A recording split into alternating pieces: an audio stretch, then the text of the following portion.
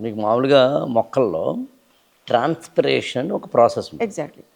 నీటిని వేర్ల ద్వారా తీసుకుని ఆ మొక్కలు దాచుకునే క్రమంలో సూర్యరశ్మి వల్ల ఆ మొక్కల పై భాగాన ఉన్న అంటే ఆకుల పై భాగాన ఉన్న రంధ్రాల్లోంచి ఆ నీటి ఆవిరిగా వెళ్ళిపోతుంది. సో ఈ విధంగా ట్రాన్స్పిరేషన్ జరుగుతుంది మొక్కల్లో, అప్పుడు ఎదుగుదల ఉంటుంది.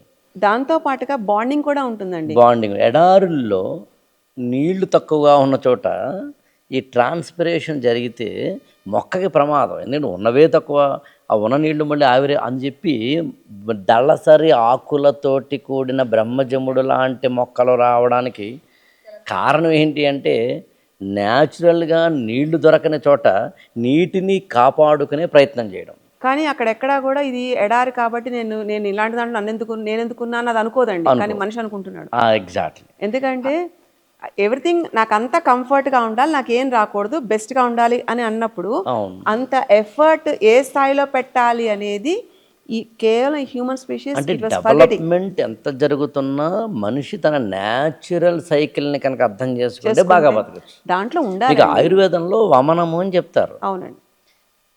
ఏనుగుల్లో జరిగే వమన ప్రక్రియను చూసి ఆయుర్వేదంలో వమన ప్రక్రియను తయారు చేశారని చెప్పి మనకి పుస్తకాల్లో ఉంటుంది. ఏనుగు తనను తాను క్యూర్ చేసుకోవడానికి ఎక్కువ వాటర్ తాగి వాంతి చేసుకోవడం ద్వారా అది ఏమంటామంటే క్యూర్ చేసుకుంటాం. ఈవెన్ కుక్కల్లో కూడా కనిపిస్తుంది అది. ఏ జంతువైనా వెళ్ళి మెడికల్ షాప్కి వెళ్ళి మందులు తెచ్చుకోదండి, మనమే పరిగెడుతున్నాం, ఎందుకంటే షార్ట్ కట్ ఉంది కాబట్టి. సో షార్ట్ కట్కి ఎప్పుడైతే మనం ఇంపార్టెన్స్ ఇస్తున్నామో the longevity and the agility of the human life తగ్గిపోతుంది.